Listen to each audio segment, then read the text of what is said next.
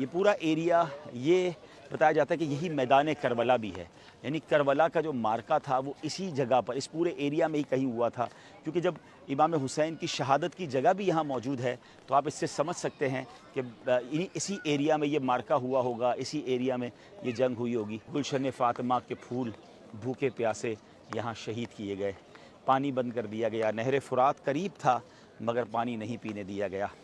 مگر ایک پرسنالٹی کا میں ذکر کرنا چاہوں گا، حضرت حر رضی اللہ تعالیٰ عنہ۔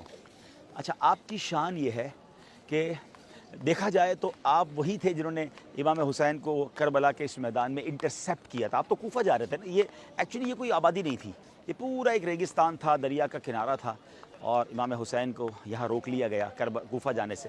کوفہ میں لوگ ویٹ کر رہے تھے، بہرحال ویٹ بھی نہیں کر رہے تھے، سچی بات تو یہ کہ حضرت مسلم بن عقیل سے بے وفائی کر چکے تھے۔ حضرت حر رضی اللہ تعالیٰ عنہ نے امام حسین کو انٹرسیپٹ تو کیا، روکا تو صحیح، مگر دل میں محبت بہت تھی۔ نماز کا ٹائم ہوتا تھا تو وہ حضرت امام حسین کے پیچھے نماز پڑھتے تھے، اور امام حسین انہیں سمجھاتے بھی تھے، فرماتے بھی تھے کہ مجھے واپس جانے دو۔ انہوں نے کہا نہیں، مجھے اجازت نہیں ہے آپ کو واپس چھوڑنے کی، مگر نرم رویہ تھا، بدتمیزی نہیں تھی، دل میں محبت بھی تھی۔ وہ کہتا میں کیا کروں، مجھے تو میرے ہیڈ نے بھیجا ہے۔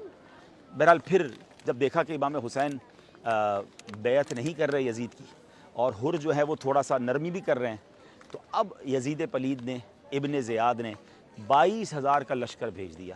22,000 لوگ کس کے مقابلے کے لیے آئے؟ 72۔ انہیں پتا تھا کہ یہ وہ عظیم ہستیاں ہیں جو مولا علی کا خون ہیں، یہ چند لوگوں سے ان سے مقابلہ نہیں کیا جا سکے گا۔ بہرحال اب جب 22,000 کا لشکر بھی آ گیا اور جنگ قریب ہو گئی شروع ہونے کے، امام حسین نے جب خطبہ دیا 10 محرم کو کہ لوگوں سوچو میں کون ہوں، میں کس کا نواسا ہوں، اور ایسا مت کرو میرے ساتھ، تم اللہ کے رسول کو کیا جواب دو گے؟ تو اب کیا ہوا ناظرین، حضرت حر کے دل کی دنیا بدل گئی۔ حضرت حر جو ہیں وہ ان کو بہت زیادہ کہتے ہیں تھر تھرانے لگے، کانپنے لگے۔ تو حضرت حر کے جو ساتھی تھے نا، وہ آپ کو پتہ ہے کیا کہتے ہیں؟ اے حر، تم تو بڑے جوان مرد ہو، تم نے بڑے بڑے مارکے لڑے، یہ تمہیں کیا ہو گیا، کیوں ڈر رہے ہو؟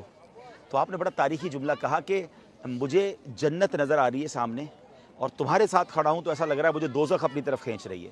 مجھے ادھر مال ہے، ادھر شہرت ہے، ادھر اقتدار ہے، مگر سامنے مجھے امام حسین کے پاس جنت نظر آ رہی ہے۔ اور امام حسین نے اعلان بھی کچھ ایسا کیا تھا کہ ہے کوئی خاندان نبوت پر اپنی جان قربان کر دے۔ حضرت حر کے ساتھیوں نے روکنے کی کوشش کی، مگر حضرت حر نے فیصلہ کیا، اور وہ تاریخی فیصلہ کیا۔ ناظرین اس مومنٹ کو یاد کیجئے گا، میں کچھ آپ سے بات کرنا چاہتا ہوں۔ اس 1 منٹ کا جو فیصلہ تھا، وہ نہ کرتے فیصلہ، سوچتے ہی رہ جاتے، تو آج دنیا میں انہیں کوئی نہ پہچانتا۔ ہم 22,000 یزیدیوں میں کس کا نام پتہ ہے؟ کتنوں کا نام ہمیں پتہ ہے؟ آپ بھی دنیا میں کہیں چلے جاتے، اور اگر ہوتے تو شاید ایسا نہ ہوتا، تو لوگ انہیں بھی ملامت کر رہے ہوتے۔ مگر حضرت حر کے دل نے فیصلہ کیا کہ نہیں، یہ دس از دا ٹائم آف ڈیسیشن۔ انہوں نے ڈیسیشن لیا اور گھوڑا دوڑایا، یزیدی لشکر سے نکلے اور حسینی لشکر میں آ گئے، اور امام حسین کے قدموں میں جا کر کہا کہ حضور پہلے تو مجھے معاف کیجیے، میں ہی وہ ہوں جس نے آپ کو روکا تھا، میں ہی وہ ہوں جس نے آپ کو تکلیف پہنچائی، مگر حضور اب کیا مجھے معافی مل سکتی ہے؟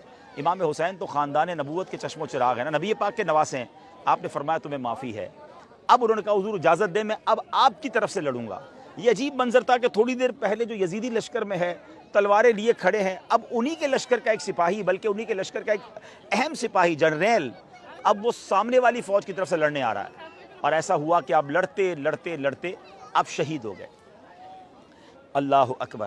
لیکن وہ جو ڈیسیشن تھا نا، اس نے حضرت حر کو کہاں پہنچا دیا کہ آج جب بھی حضرت حر کا ہم نام لیتے ہیں تو رضی اللہ تعالی عنہ نام کے ساتھ لگاتے ہیں۔ وہ شاعر کہتے ہیں نا، یہ نعرہ حر کا تھا جس وقت فوج شام سے نکلا، کہ دیکھو یوں نکلتے ہیں جہنم سے خدا والے۔ اچھا، واقعہ آپ نے کئی بار سنا ہوگا، مگر اسی کربلا کے میدان سے میں اس سے ایک میسج دینا چاہتا ہوں۔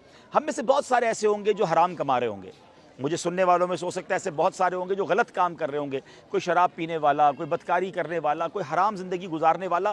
اچھا، اسے پتہ بھی ہوتا ہے میں غلط کر رہا ہوں، اچھا سوچتا بھی رہتا ہے نہیں یار، جھوٹ نہیں بولنا چاہیے، حرام نہیں کمانا چاہیے، سود کا کام نہیں کرنا چاہیے، شراب نہیں پینا چاہیے، غلط صحبتیں نہیں اپنانی چاہیے، غلط کام نہیں کرنا چاہیے، مگر فیصلہ نہیں کر رہا ہوتا، سوچ رہا ہوتا ہے ہاں ابھی چھوڑ دوں گا، رمضان میں چھوڑ دوں گا، کچھ عرصے بعد چھوڑ دوں گا۔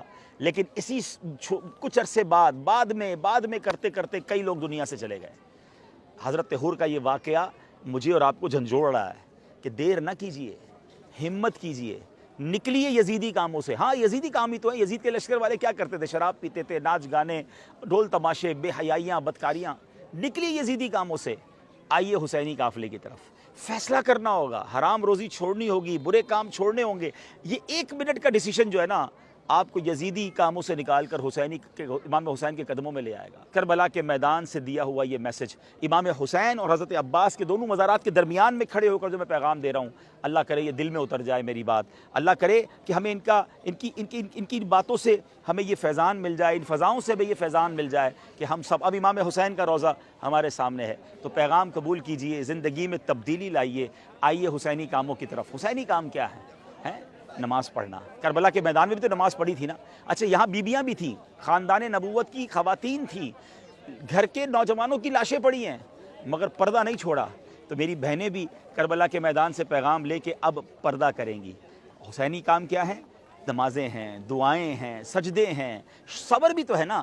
ہم میں سے بہت سارے اس وقت وہ ہوں گے جو کسی تکلیف میں ہوں گے، کوئی بیمار ہوگا، کوئی قرضے میں ہوگا، کسی کی فیملی پرابلمز ہوں گے، مگر شکوے ہیں، شکایات ہیں، اللہ کی بارگاہ میں کمپلینز ہیں۔